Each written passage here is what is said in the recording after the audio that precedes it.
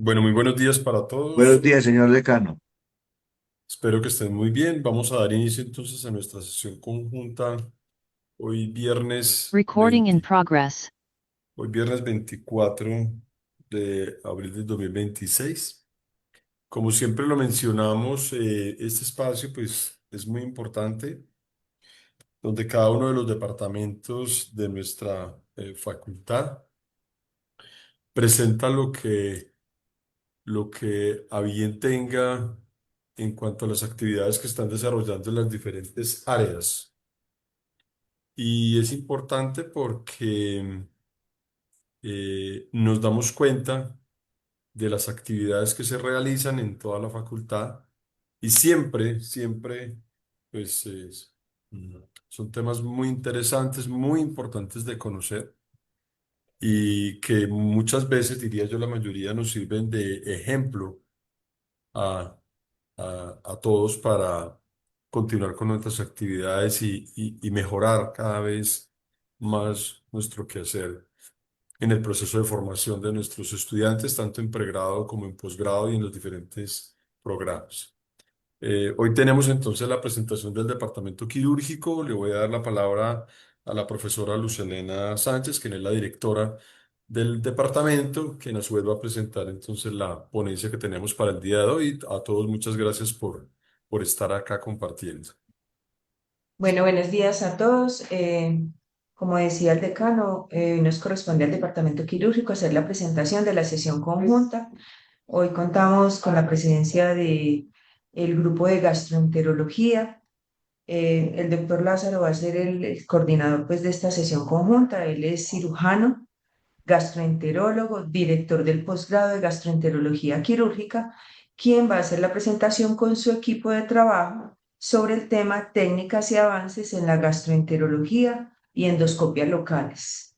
Bienvenido, doctor Lázaro, y a todos los médicos del grupo de gastroenterología. Muchas gracias por estar acá.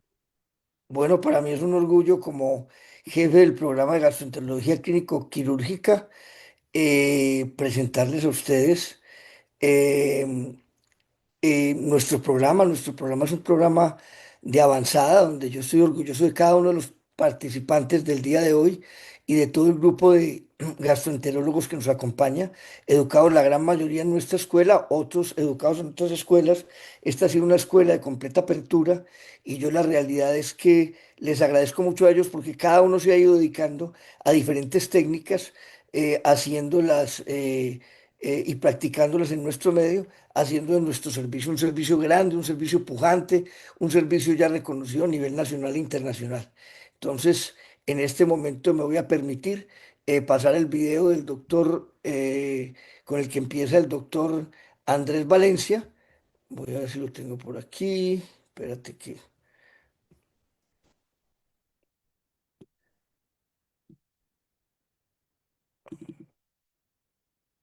El doctor Andrés Valencia es un egresado de nuestro programa. El doctor Andrés Valencia es gastroenterólogo clínico quirúrgico y está dedicado a la parte diagnóstica y avanzada de las diferentes técnicas del tracto gastrointestinal. Le hemos dado la charla de endosonografía en derivaciones gastrointestinales. Buenos días para todos. Es un honor y agradezco el apoyo.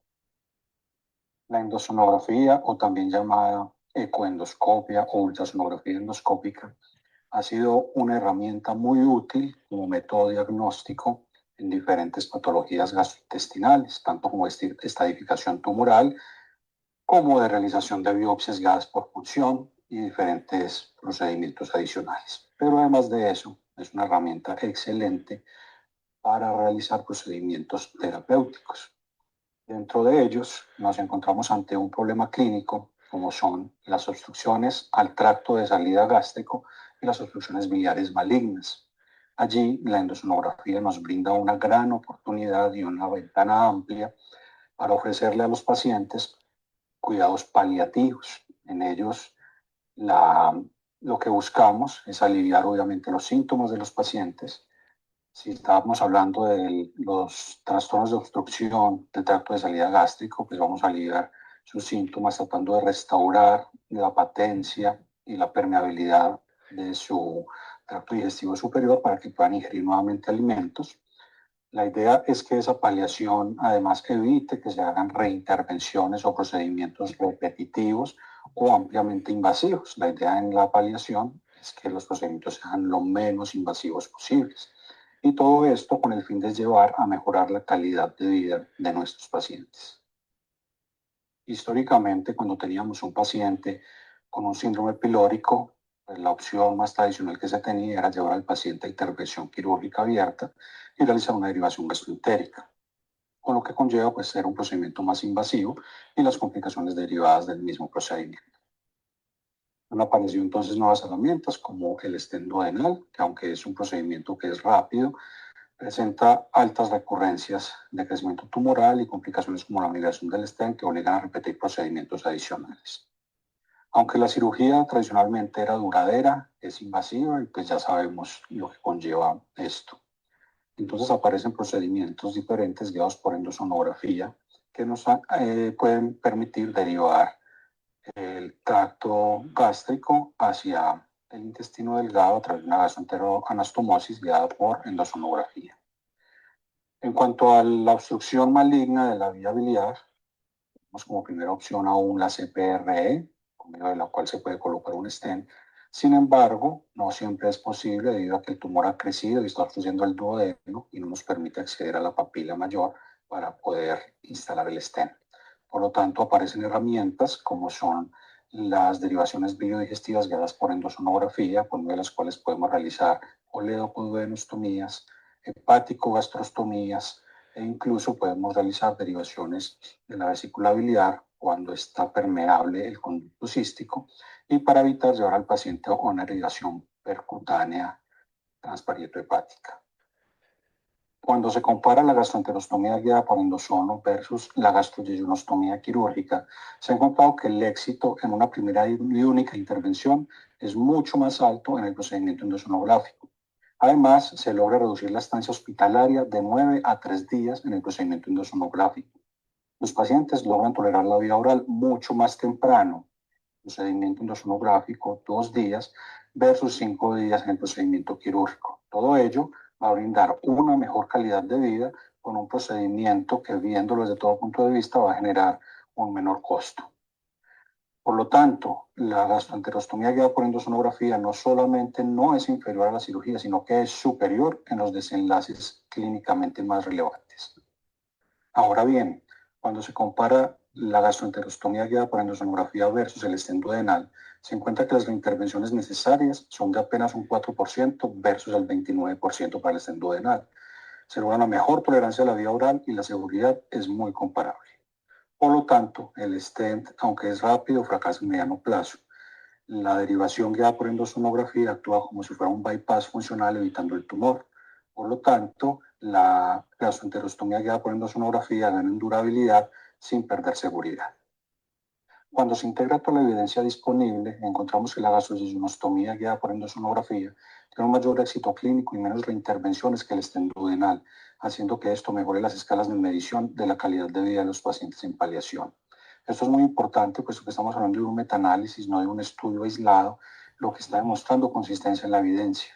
Por lo tanto, las gastroenterostomías guiadas por endosono emergen como la mejor estrategia global en obstrucción al tracto de salida gástrico de origen maligno. También hay beneficio de estas derivaciones guiadas por endosonografía en las enfermedades benignas, con un éxito técnico cercano al 98%. De estos pacientes se logra una adecuada ingesta a los 2 años en un 85% de ellos. Sin embargo, hasta en un 12% puede haber disfunción tardía. Por lo tanto, funcionan muy bien, pero requieren de que el paciente esté en seguimiento continuo. En cuanto a la obstrucción biliar, las derivaciones biliodigestivas guiadas por endosonografía logran un alto éxito técnico, generando menos pancreatitis que la CPRE y con una seguridad comparable. Sin embargo, hay alta dependencia de la experiencia del operador y no hay tanta estandarización en el procedimiento. Por ende, las derivaciones biodigestivas guiadas por endosono son la mejor segunda línea después de la CPRE, pero en centros expertos. Aquí podemos ver resultados similares entre la derivación de la vesícula biliar y la coledocodenostomía guiadas por endosono con un perfil de seguridad similar, pero hay una clave fisiológica a tener en cuenta y es que la derivación de la vesícula solamente funciona si ésta está intacta y con un conducto cístico permeable. Por lo tanto, la derivación de la vesícula biliar guiada por endosonografía no es universal, sino que es una opción muy seleccionada. Entonces, derivar la vesícula biliar a través de endosonografía solamente lo hacemos de rescate, no como una primera línea, y solamente la llevamos a cabo cuando ha habido falla en la CPRE y cuando otro tipo de derivaciones biliodigestivas guiadas por endosfrentérica, guiada por endosonografía, supera tanto a la cirugía como al stent. Las gastroyejunostomías guiadas por endosonografía son la mejor estrategia global. La derivación biliodigestiva por endosono es la mejor segunda línea después de la CPRE. La derivación de la vesícula biliar es una alternativa muy útil y siempre se deben optimizar los stents para mejorar los resultados.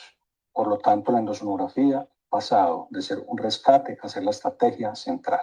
Y la derivación gastrointestinal guiada por endosonografía puede convertirse en el eje central de la paliación digestiva moderna. Muchísimas gracias por su atención. Bueno, pues muchas gracias al doctor Andrés Valencia que nos presentó tan maravilloso video y la realidad es que estamos muy contentos de poder estar realizando este tipo de procedimientos en unión.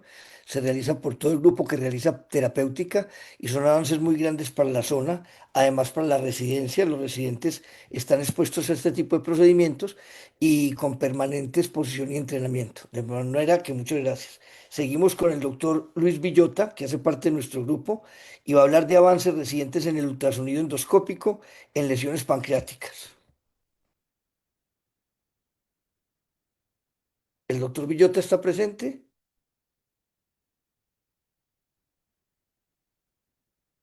¿Sí me están escuchando? Sí, señor. Bueno, el doctor Villota no se ha conectado todavía entonces. Entonces podemos pasar por ahora al doctor Fabián Puentes y al doctor Mario Jaramillo, que nos van a hablar del liderazgo científico en enfermedad inflamatoria intestinal. Debo resaltar que este grupo se ha hecho muy importante a nivel nacional y a nivel mundial, lo puedo decir, y soy testigo de eso, en congresos que los he acompañado de ECO a nivel de Europa. Es un grupo reconocido, con presentación de póster, consensos y publicaciones, y hace muy orgulloso pues a nuestro servicio. Entonces, adelante, doctor Puentes. Gracias, ¿me están escuchando? ¿Están viendo mi pantalla? Sí, pero la estoy viendo como recortada. Señor. Ahí ya está bien, perfecto. Listo. Básicamente vamos a presentar las labores que se han realizado en el grupo de enfermedad inflamatoria intestinal en los últimos 2 años.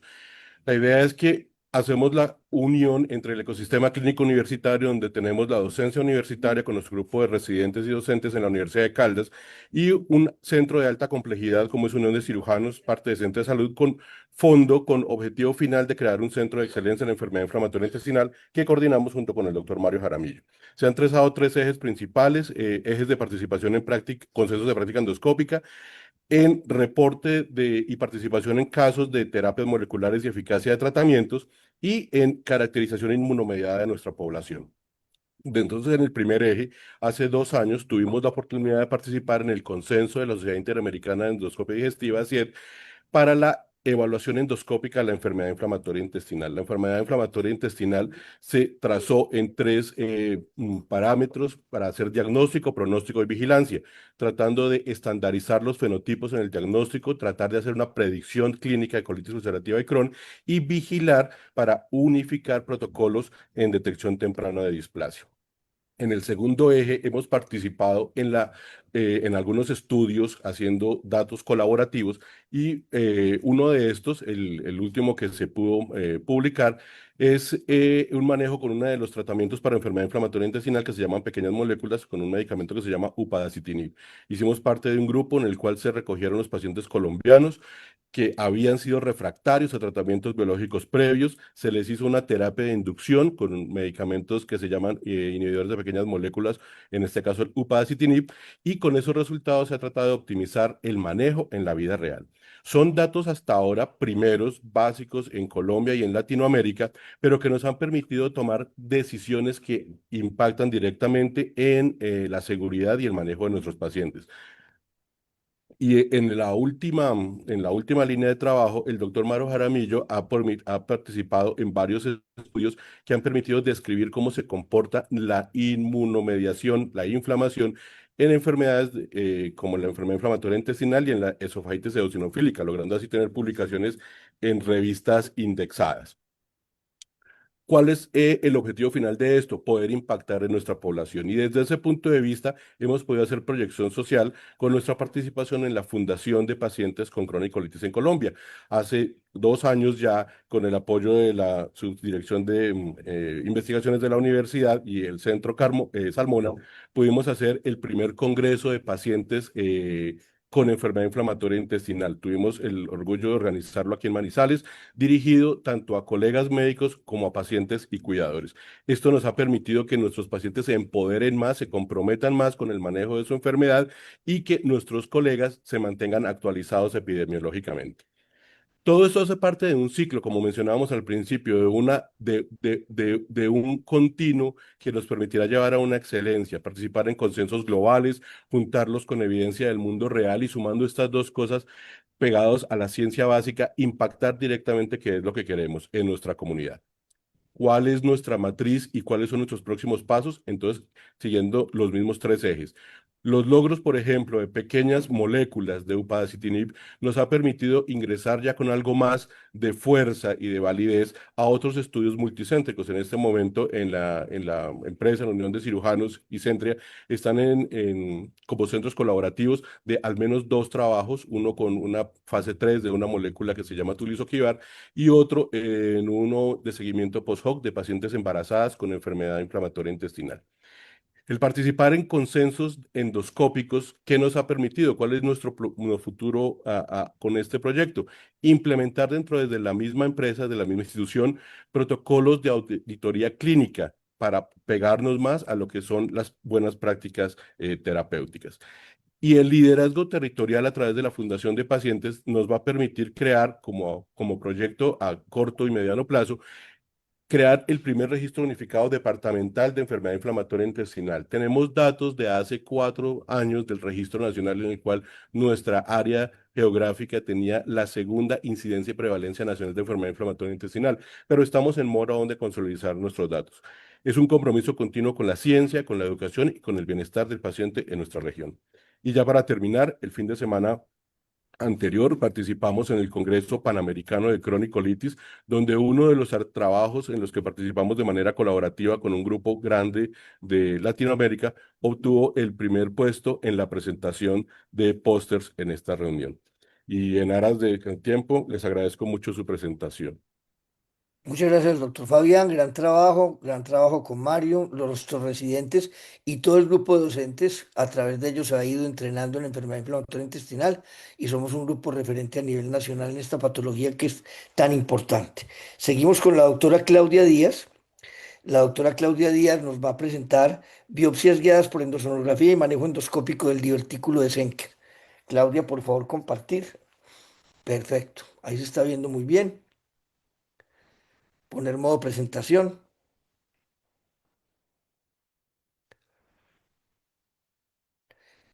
El micrófono, ábrelo, Claudia. Ahí me escuchan. Ah, ya, perfecto. Listo, muchísimas gracias. Ay, espérenme un segundito que se me fue aquí. Muy buenos días, mi nombre es Claudia Díaz, yo soy médico gastroenterólogo, soy médico cirujano, médico general, de especialista de la Universidad de Caldas. Yo soy hecha toda en la universidad muy orgullosamente. Hoy vamos a hablar de dos técnicas rápidamente, que son las biopsias guiadas por endosonografía y el manejo endoscópico actual del divertículo de Schenker. Importante la llegada de la endosonografía a nuestra región porque nos ha permitido evaluar mucho grandes patologías y en este momento pues obtenemos y ayudamos al manejo de los pacientes con patologías gastrointestinales. En cuanto a las biopsias, podemos obtener biopsias de diferentes órganos del cuerpo, podemos obtener lesiones a nivel del páncreas, lesiones subepiteliales tanto de esófago, de estómago, duodeno y recto. Podemos obtener biopsias de hígado tanto en enfermedad benigna como en enfermedad maligna. Podemos hacer biopsias a nivel mediastinal y podemos hacer biopsias de suprarrenal. Entonces, como vemos, nuestro campo es muy amplio. Para las biopsias guiadas por endosonografía, pues requerimos el equipo que es el endosonógrafo, seleccionar el órgano que requerimos, que vamos a hacer la biopsia. Utilizamos unas agujas especiales, esas agujas tienen diferentes diámetros y los diámetros los dan el órgano y la localización y el tipo de muestra que requiramos. Tomamos la biopsia y obtenemos y las mandamos a la patología. Aquí les voy a mostrar un video de una biopsia de páncreas en la cual, como les acabo de explicar, hacemos la localización de la lesión. Evaluamos que no haya ningún contenido vascular que nos impida realizar la lesión, la dirigimos y como vamos a ver a continuación, después de tener nuestro target, introducimos la aguja dentro de la lesión, haciendo tanto control endosonográfico como control endoscópico para evaluar que no haya complicaciones como sangrados importantes. Aquí realizamos varios pases, o sea que introducimos varias veces la aguja dentro del tejido en diferentes sentidos para hacer una muestra lo más grande posible y obtener una muestra más representativa de el tejido que estamos haciendo la biopsia y hacemos evaluación de lo que obtenemos. Aquí les vamos a mostrar cómo obtenemos un tejido que nosotros llamamos filante, aquí lo vamos a ver, o sea que es un tejido mucoso que eso nos ayuda a caracterizar ciertas lesiones a nivel del páncreas. Y seguidamente vamos a ver que también obtenemos tejido. Vemos aquí en la muestra unos tejidos blanquitos. Esos tejidos son muestra de páncreas y entonces eso es lo que nos va a servir para que el patólogo nos haga un adecuado diagnóstico. Este es el ejercicio que hacemos con las diferentes muestras a nivel del tracto gastrointestinal. Como les digo, es muy útil para el manejo de todos nuestros pacientes y el seguimiento. En cuanto al manejo del divertículo de Senker, normalmente el manejo era quirúrgico, progresó a un manejo endoscópico rígido y después progresó a un manejo endoscópico flexible. Esta, digamos que ha sido como la evolución y llegamos al manejo actual, que es el Z-Point. Eso es un manejo de tercer espacio, que son unas técnicas que se han venido posicionando a nivel del manejo endoscópico de diferentes lesiones. Más adelante el doctor Andrés Sánchez nos va a hablar del POEN, o sea, el manejo de la calasia. Aquí en el divertículo de Senker se llama Z-Point. ¿Qué es lo que hacemos? Localizamos el tabique que nos genera el divertículo a nivel del esófago superior, hacemos una incisión sobre la mucosa, posteriormente empezamos a crear, aquí después de generado la incisión sobre la mucosa, creamos un túnel. Es un túnel que nos va a permitir disecar exactamente todo el músculo cricofaríngeo. Entonces hacemos una disección específica sobre el cricofaríngeo, liberando ese músculo que es el que nos origina la lesión a nivel del divertículo. Vemos acá que se secciona absolutamente el músculo. Esa es la ventaja de esta técnica que nos permite hacer una sección directa, visualizada sobre todo el tejido muscular y nos disminuye las recidivas. Aquí vemos que definitivamente se generó toda la disección muscular y al final simplemente cerramos con clips. Entonces es una técnica, digamos que es de las técnicas más hermosas que podemos hacer en la parte endoscópica y es una técnica que ha tenido mucho éxito en cuanto a la poca recurrencia de los síntomas en los pacientes. Como esta era una charla corta, yo les agradezco muchísimo por su atención.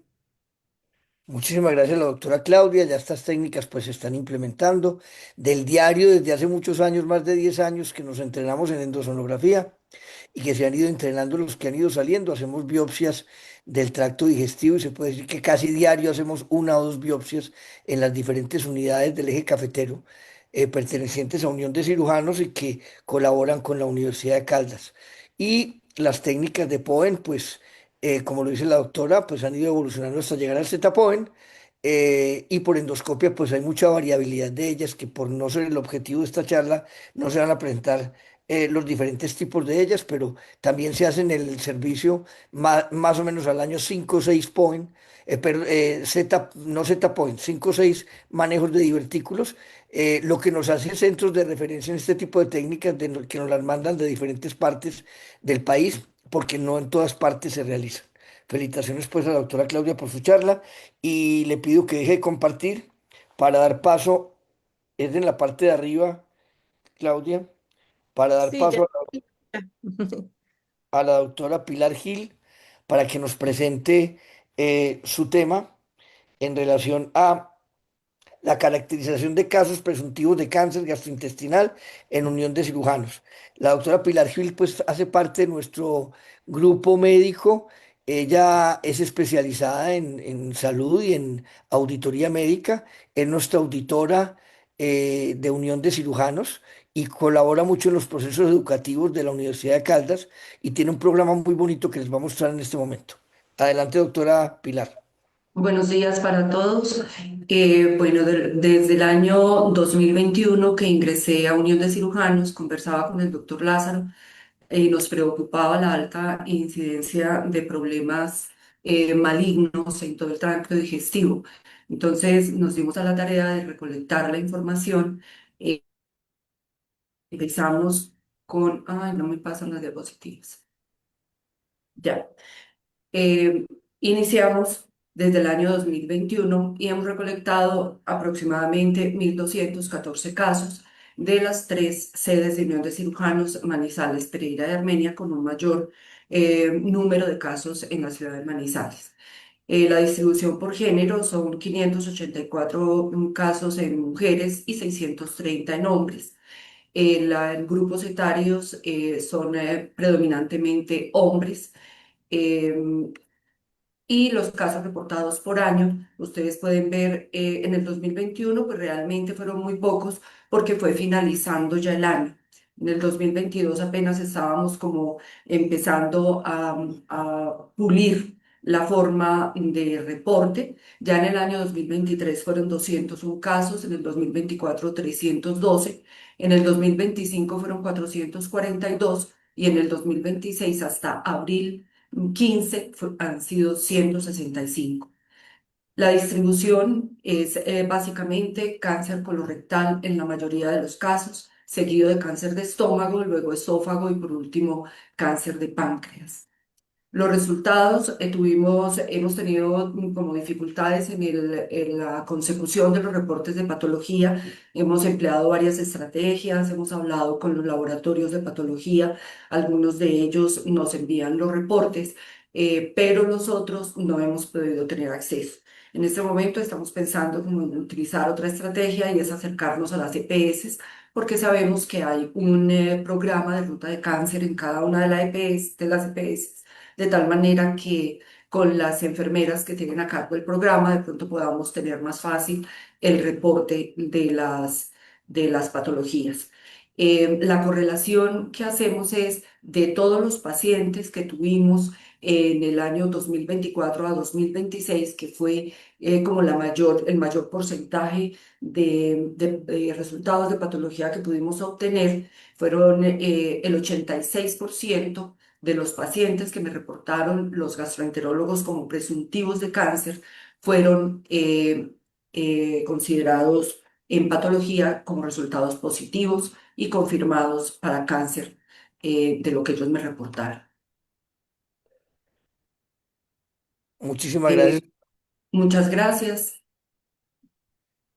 Muchísimas gracias a la doctora Pilar, excelente trabajo el que se está realizando. Esta ruta nos ha servido para ser mucho más conscientes del problema del cáncer, tratar de acortar las vías de los pacientes en consecución de el concepto ya del oncólogo, porque detectado el paciente se mete en la ruta y la doctora Pilar se encarga de irlos enrutando hacia el oncólogo para no tener grandes esperas.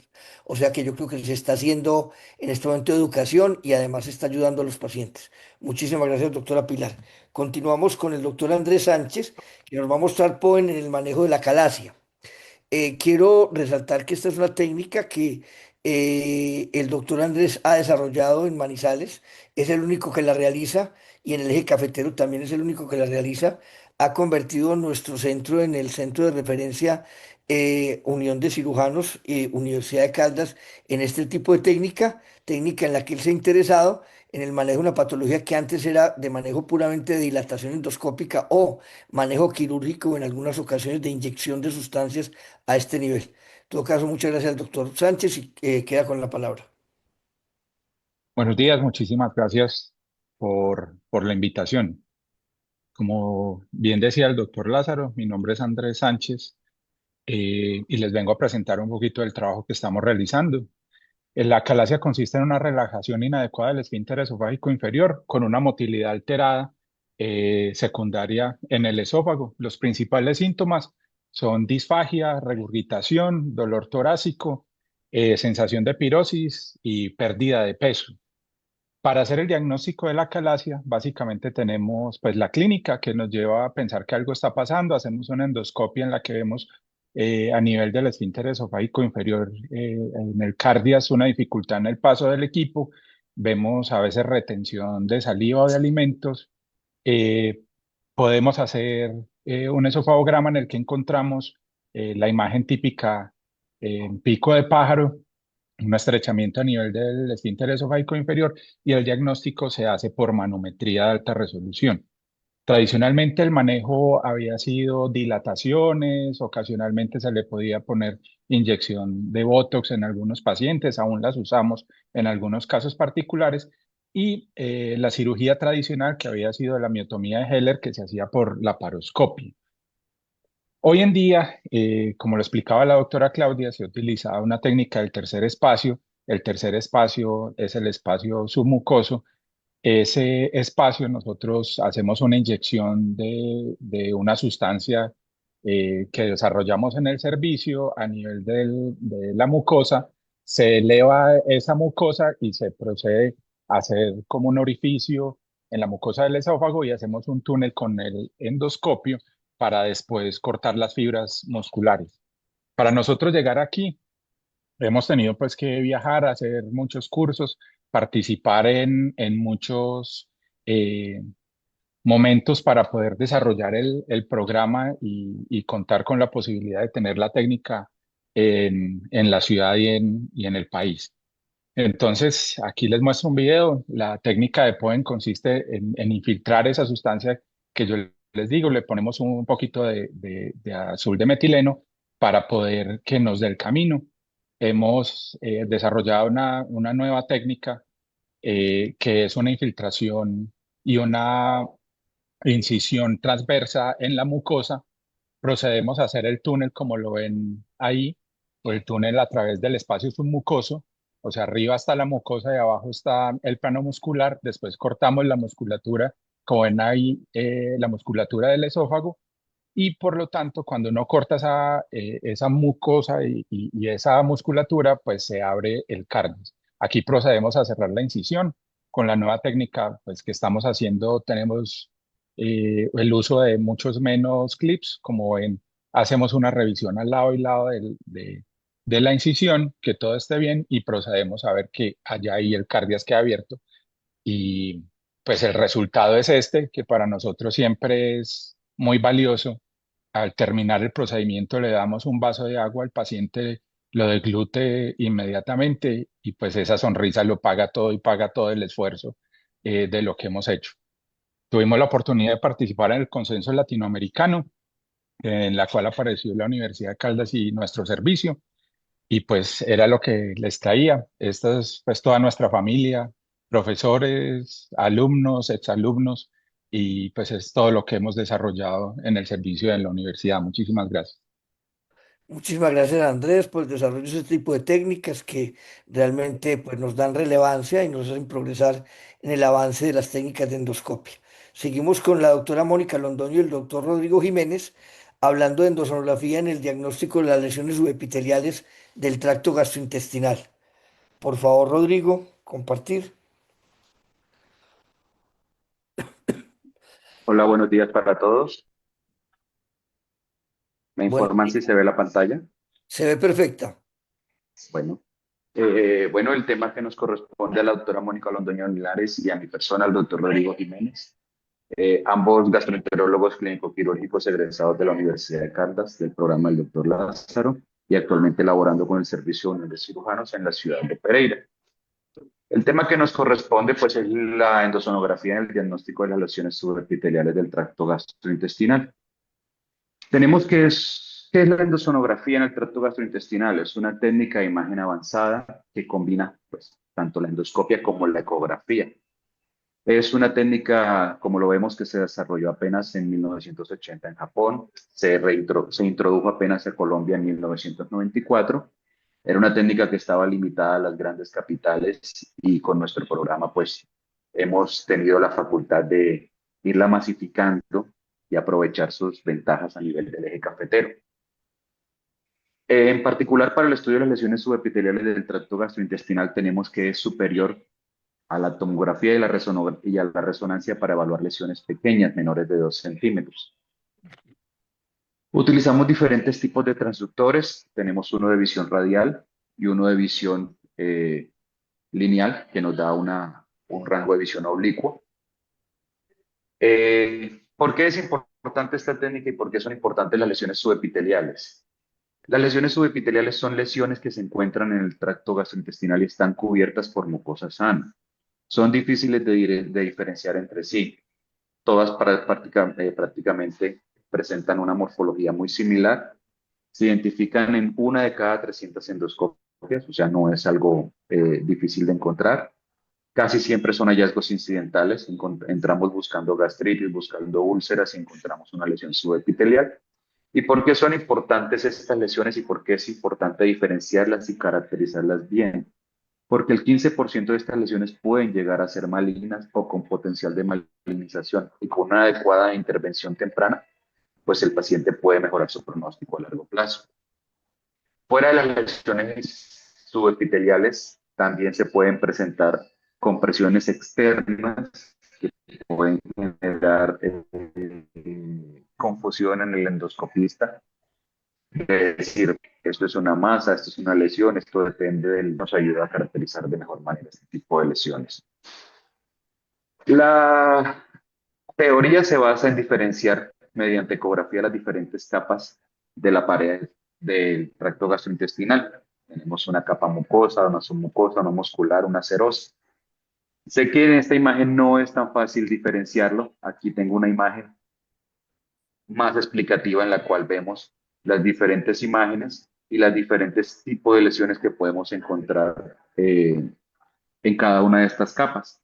Y en la parte inferior, si lo vemos donde dicen Eco Level, pues ahí vemos las características ecográficas de los diferentes tipos de lesiones, ya sean anecoicas, más que todo las lesiones que tienen contenido líquido, como los vemos arriba, las varices, los quistes, los linfangiomas.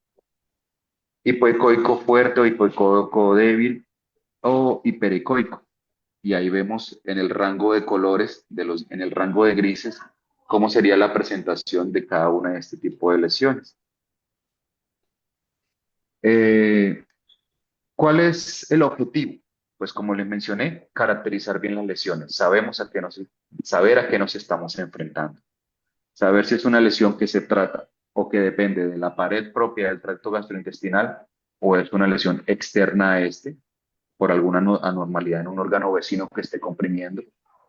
Conocer el tamaño, su grado de congenicidad, si está vascularizada, en caso de lesiones tumorales o en caso de cáncer, si hay presencia de enopatías, cuál es la capa de origen y todo esto nos va a dar una información que nos permite hacer una aproximación diagnóstica a si estas lesiones son de tipo benigno, probablemente benignas que puedan requerir vigilancia o manejo endoscópico, potencialmente malignas que sean llevadas a biopsia o definitivamente lesiones malignas que requieran algún otro tipo de intervención.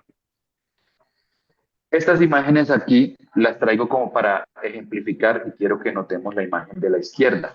Vemos una lesión del antro gástrico, una lesión nodular, aparentemente con una pequeña umbilicación central. Ignorando la imagen de la derecha, con esta sola imagen podríamos pensar, es un páncreas, es un lipoma, es una verruga. ¿Qué vamos a hacer con esta lesión? Esto es lo que nos permite o lo que nos beneficia con la endosonografía. determinar bien este tipo de lesión, caracterizarla. Encontramos que sus características ecográficas, lesión nodular, umbilical y ecográficamente dependiente de la tercera capa, vemos que hay con un ducto central, pues esto nos indica que es un páncreas ectópico y ya con ello podemos determinar que es una lesión que tiene bajo potencial de malignidad, pero amerita seguimiento. Aquí tenemos otra lesión. Entramos a una endoscopia, encontramos una lesión del cuerpo gástrico, tapizada con mucosa sana, sin ningún otro tipo de lesión asociada, y decimos, bueno, ¿qué es esto? Puede ser el hígado, puede ser un ganglio, puede ser un lipoma. Entramos, realizamos la evaluación endosonográfica y encontramos que es una lesión tipo GISO, un tumor del estómago gastrointestinal. Sabemos que este tipo de lesiones, según las características que presenten, su tamaño, si es de generación quística, si se encuentra calcificada, o en la parte externa, si se encuentra ulcerada, pues pueden tener un alto riesgo de malignizar. Y son lesiones que si se tratan de forma temprana y de forma adecuada, pues se puede significar la curación total del paciente. Aquí vemos una lesión que comparando con la previa son muy similares, aunque esta pues endoscópicamente tiene una coloración más amarillenta. Al serla evaluado con la endosonografía ya la podemos diferenciar, ya podemos descartar que es una lesión que tiene potencial maligno como el GIST previamente y es una lesión netamente benigna como lo es el lipoma. Es una lesión que si no está generando ningún tipo de alteración en el paciente se puede dejar quieta y no requeriría ningún otro tipo de intervención. También diferenciar si hay compresiones de la parte externa. Vemos las imágenes de la izquierda. Vemos que son lesiones que alteran la anatomía normal del tracto de la cámara gástrica. Vemos que no podemos diferenciar al ojo desnudo si son lesiones que van a depender de la mucosa gástrica propiamente. Cualquiera que la vea dice, hombre, aquí hay un tumor, qué peligro. Sometemos al paciente a una endosonografía y nos damos cuenta en la parte superior la imagen es la vesícula que está comprimiendo, que se encuentra distendida y está comprimiendo el antro gástrico. En la parte inferior vemos que es el hígado que está aumentado de tamaño y está comprimiendo el cuerpo proximal. Entonces, básicamente y en favor del tiempo, sabemos que si identificamos las lesiones, si las diferenciamos, podemos plantear un algoritmo de tratamiento. Lesiones menores de 1 centímetro que requieren seguimiento endoscópico, vigilancia anual, lesiones mayores de 1 centímetro y lesiones que se encuentran en rangos mayores, pues a través de esta técnica endosonográfica podemos obtener biopsias dirigidas, definir el mecanismo de resección que vamos a utilizar, si se va a plantear una resección endoscópica, una resección por vía quirúrgica. Eso básicamente. Como conclusiones, tenemos que la endosonografía es esencial en el diagnóstico y manejo de las lesiones subepiteliales. Son lesiones que tienen diagnóstico difícil. La sola evaluación endoscópica es limitada, no nos permite caracterizar las lesiones. Los métodos de imagen convencionales como la tomografía, la resonancia, en lesiones pequeñas son poco efectivos. Se tiene de presente que cuando vemos por resonancia o tomografía una lesión de estas, ya consideramos que si es maligna ya se encuentra avanzada. Las técnicas normales de biopsia tienen bajo rendimiento, o sea, biopsia sobre biopsia de esa mucosa tiene bajo rendimiento para lograr las capas profundas, por lo cual la endosonografía nos permite realización de funciones, que más adelante se hablará de ello. Y tenemos que también lesiones que sean mayores de 1 centímetro, excepto los lipomas o quistes, requieren seguimiento periódico con endosonografía para evaluar sus cambios, su progresión, su aumento de tamaño o cambios en sus características habituales. Va a permitir establecer una aproximación diagnóstica en las lesiones, determinar aquellas que tengan estirpe benigna, posibilidad de malignidad, a cuales vamos a someter a biopsias, por aspiración, por biopsia, determinar cuáles son los pacientes adecuados y candidatos para una posible resección por vía endoscópica y también hacer seguimiento a pacientes que ya hayan sido tratados previamente. Desde la ciudad de Pereira, en nombre de la doctora Mónica y en nombre mío, les agradecemos su atención y que un feliz día para todos. Muchísimas gracias, Rodrigo. Gran charla. En Unión de Cirujanos, pues los residentes salen entrenados en la parte de endosonografía durante ese año que se hace de pura terapéutica, lo que hace que este es el único programa del país donde salen los residentes con entrenamiento en esto. Todos estos alumnos, Rodrigo, Jiménez, etcétera, son alumnos de nuestra escuela y todos salen haciendo pues este tipo de técnicas avanzadas. Sigue el doctor Santiago Salazar con más allá de la obstrucción, papel de los estén endoscópicos en esófago y en duodeno. Sí, señor, ya voy a compartir.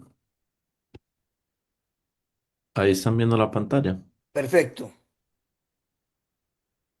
Bueno, muchas gracias por la invitación. Mi nombre es Santiago Salazar, soy también gastroenterólogo clínico quirúrgico de la Universidad de Caldas.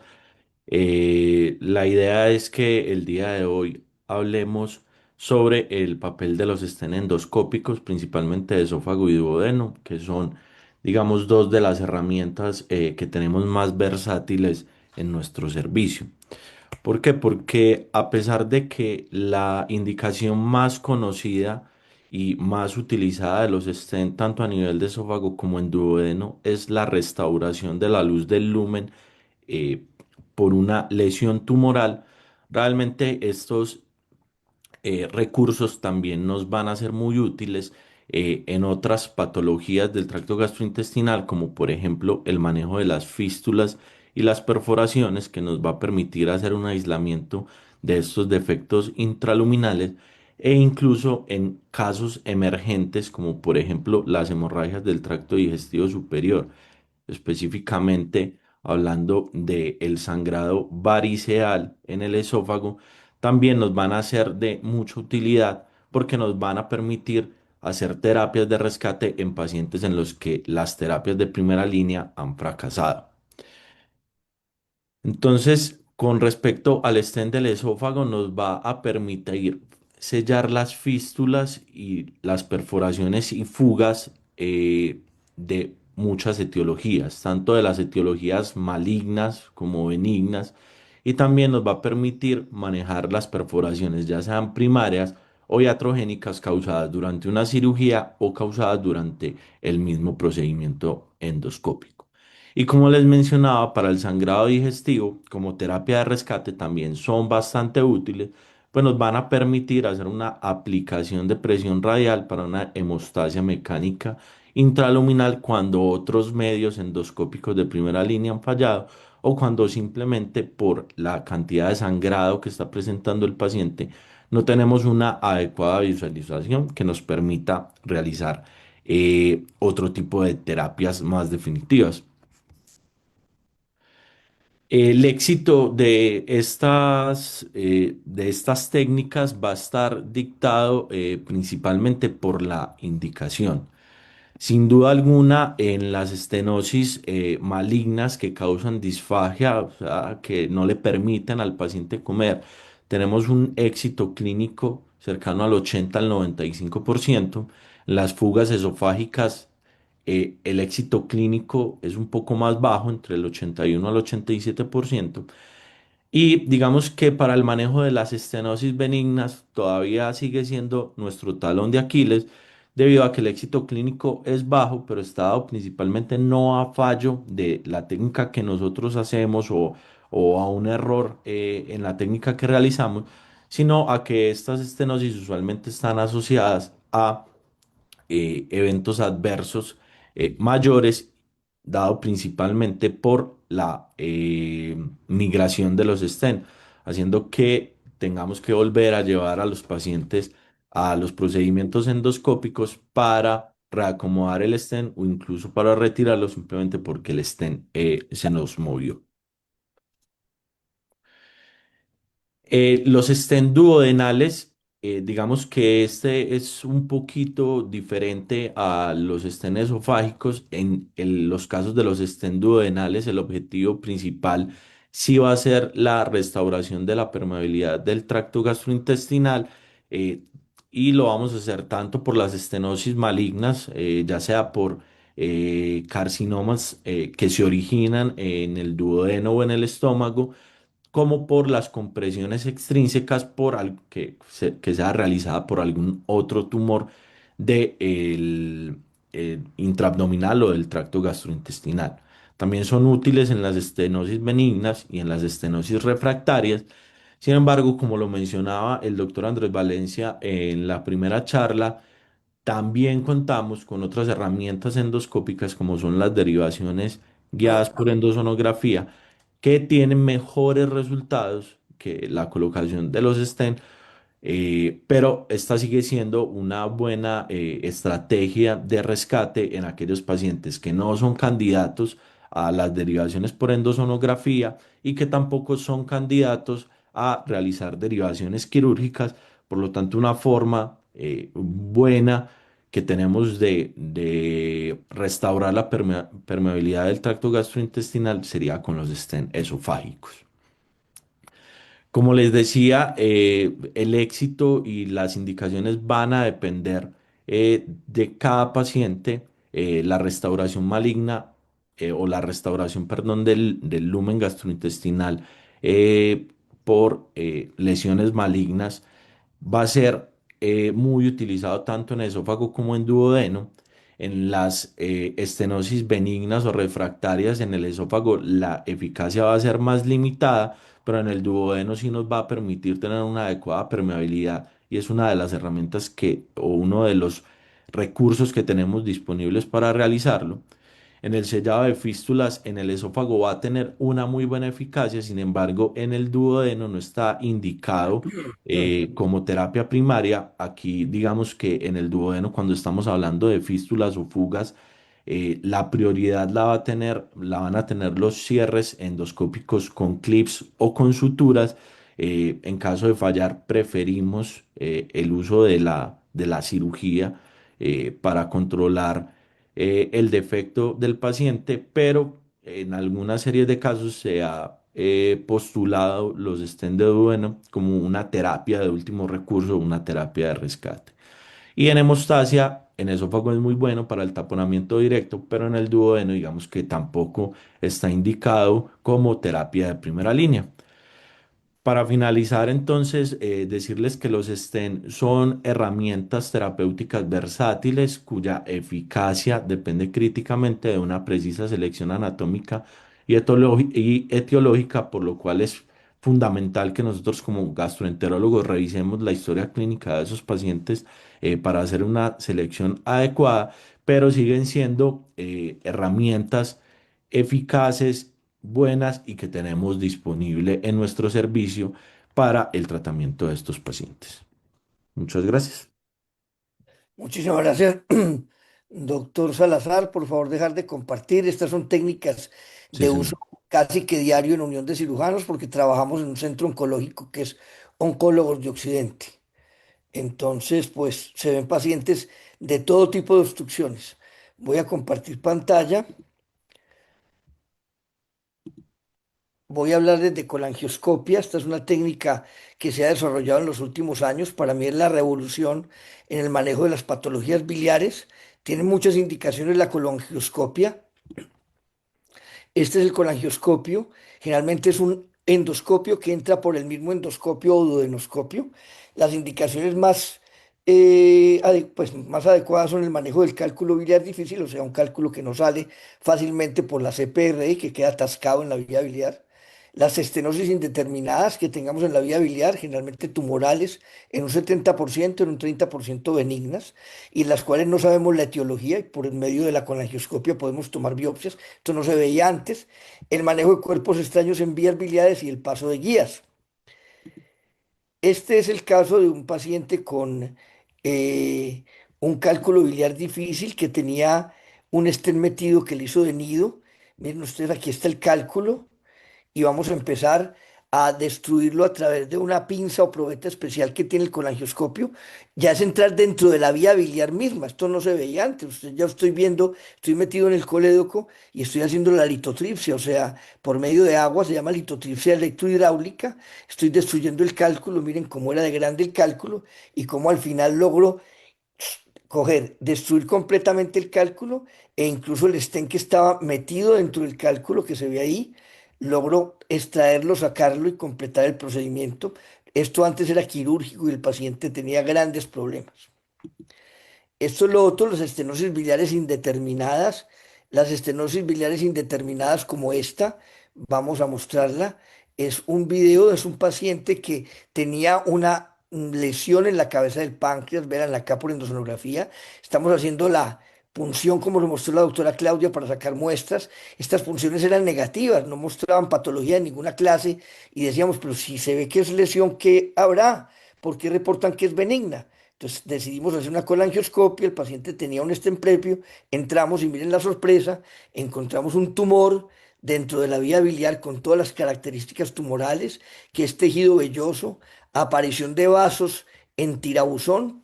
Esto cuando se veía uno ya dentro de la misma vía biliar viendo el tumor, inclusive este paciente tenía colangitis, vea cómo está botando material purulento, y el paciente pudimos hacerle todo lo que ustedes han visto en el día de hoy: drenaje de la colangitis, toma de biopsias, como van a ver acá, se tomó la biopsia de la lesión, ahí estamos tomando la biopsia, con una pinza que se llama la Spy Bite, sacamos muestras de tejido para patología y al final entramos, dilatamos un poco la zona, permeabilizamos el área, pasamos una guía. Miren la vía biliar ya normal en la confluencia de los hepáticos. Esto nunca lo veía uno, no veía la colangioresonancia y esto, pero ya lo vemos en forma directa. Pasamos una guía y a través de la guía lo que hacemos es pasar un stent, dejando al paciente completamente drenado y en buenas condiciones.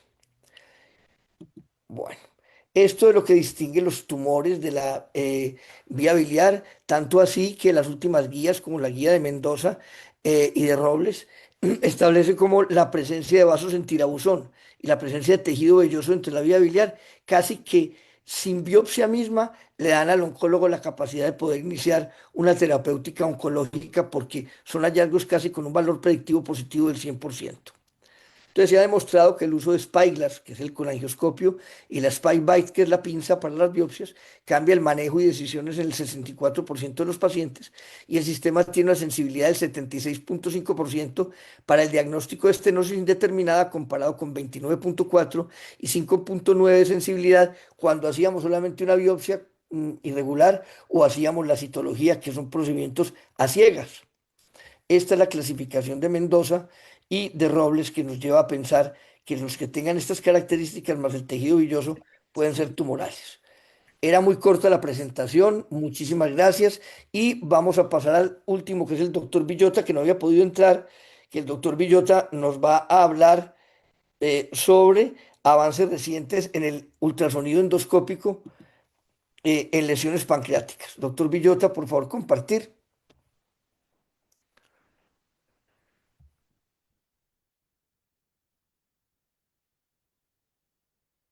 Doctor Villota. Muy buenos días para todos. Voy a compartir pantalla.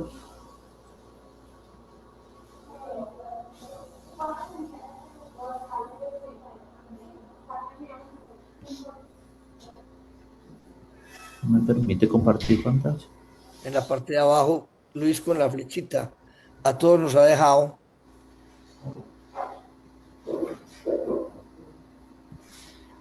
Ok.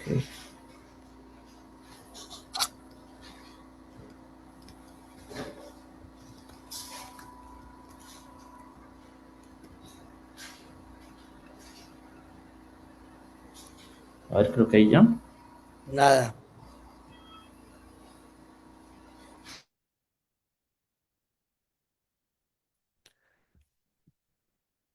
Bueno, no. Creo que estamos teniendo problemas con el doctor Villota. Después yo creo que nos darán la oportunidad de realizar una sesión del departamento clínico quirúrgica un poco más amplia. Agradezco mucho al decano, agradezco mucho a la facultad la oportunidad que nos han dado para presentar esta sesión. Sabemos que ya estamos sobre el tiempo límite, fue muy ajustada y presentamos algunas de las técnicas que realizamos en nuestro servicio. Muchísimas gracias a todos por la asistencia. Doctor Lázaro, permítame pues felicitarlo en nombre pues de la facultad, usted como líder de este grupo fabuloso que, como ya lo han dicho sus alumnos, es de a nivel nacional y a nivel internacional de gran importancia y que ha puesto el nombre de la universidad en lo alto. Usted es muy importante y ha recibido varios primos en la asociación de tanto de endoscopia digestiva como de la Asociación Colombiana de Gastroenterología por sus presentaciones, por todo lo que ha hecho por eh, especialización, esta disciplina en toda la región. Muchas felicitaciones, doctor Lázaro, y a todo su grupo. Muchas gracias. Bueno, tenemos yo creo que todavía pues algunos minutos después de la presentación que ha hecho el grupo.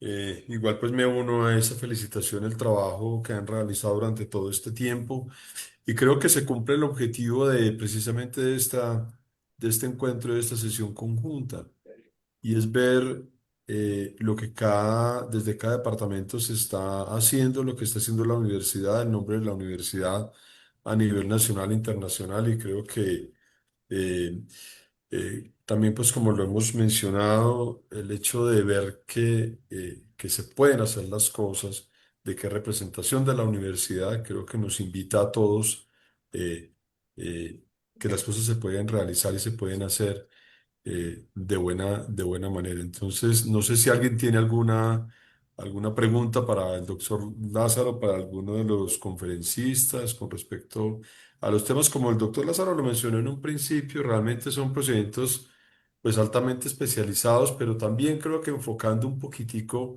hacia lo que nosotros tenemos como formación del talento humano, es también en las fases iniciales de todas estas patologías está sin duda el médico general. Es el diagnóstico, la remisión adecuada de los pacientes a sitios altamente especializados. Y también con lo que presentó la doctora Pilar, pues el tema de cáncer gástrico y diferentes lesiones malignas, que sin duda es un tema desde el punto de vista epidemiológico muy importante para nosotros. El doctor Nelson. Sí, muy buenos días, decano, muchas gracias. Felicitaciones a todo el grupo de profesores y estudiantes de gastroenterología quirúrgica. La verdad es que es impresionante la productividad que tienen y el grado de desarrollo y de sofisticación de los servicios que se ofertan en la ciudad, lo cual pues es un orgullo para la universidad sin duda alguna. Yo quisiera hacer énfasis también en el trabajo de la doctora Pilar Gil, en el sentido, como lo comentaba en el chat, que tiene todo el potencial para transformarse o madurar a un registro de cáncer gastrointestinal de base hospitalaria, siguiendo estándares y recomendaciones de la Agencia Internacional de Investigación en Cáncer. Es posible que ese trabajo se pueda integrar a plataformas internacionales también que están trabajando con datos de esa naturaleza y también que se pueda integrar de manera mucho más cercana con el Registro Poblacional de Cáncer de Manizales, que hace justamente la vigilancia epidemiológica, pues no solo del cáncer gastrointestinal, sino de todos los cánceres, pero que en particular en estos cánceres de estos órganos, pues podamos compartir datos. Nosotros también podemos transferir a la institución la experticia que tenemos en el sentido de la codificación y la clasificación estandarizada internacional de los tumores. Creo que se puede ser una oportunidad de crecimiento conjunto, además de acercar las especialidades de gastroenterología con los otros programas de posgrado que ofertamos en la facultad, como el programa de especialización en epidemiología, la maestría en epidemiología, la maestría en salud pública y el doctorado en ciencias de la salud. Creo que hay una oportunidad enorme de crecimiento en términos investigativos. Muchas gracias y felicitaciones de nuevo. Bienvenido, doctor Nelson, a nuestro grupo. Cuando quiera nos reunimos con la doctora Pilar y con la gente del grupo y podemos aunar esfuerzos y hacer trabajos en conjunto sin problema. Muchas gracias, doctor Lázaro. Ahí estaremos. Ok, si alguien tiene algún otro comentario, hay varios comentarios en el chat de felicitación a todo el grupo de gastroenterología clínico-quirúrgica. Yo para Eh, terminar quiero decir, decano, que este grupo siempre participa en congresos nacionales e internacionales, generalmente con ponencias, llevando siempre el logo de la universidad. Lo segundo, hemos ganado 2 premios nacionales de endoscopia digestiva. Hemos ganado la Copa América de videos en Paraguay, donde llevamos el nombre de la universidad. Y yo creo que es un grupo pujante. Yo me siento muy orgulloso de la gente que está conmigo. Es un grupo de gente joven que ha tomado liderazgo en las diferentes técnicas. Casi todos desarrollan las mismas técnicas, casi todos hacen lo mismo, y es un grupo muy parejo. Yo creo que el programa ha logrado un equilibrio y gracias por el apoyo suyo y de la universidad. Muchísimas gracias. Bueno, entonces a todos muchísimas gracias por estar acá. Y nuevamente pues la felicitación por todo el trabajo realizado por el grupo. Que tengan un feliz fin de semana y muchas gracias a todos. Muchas gracias, decano. Gracias.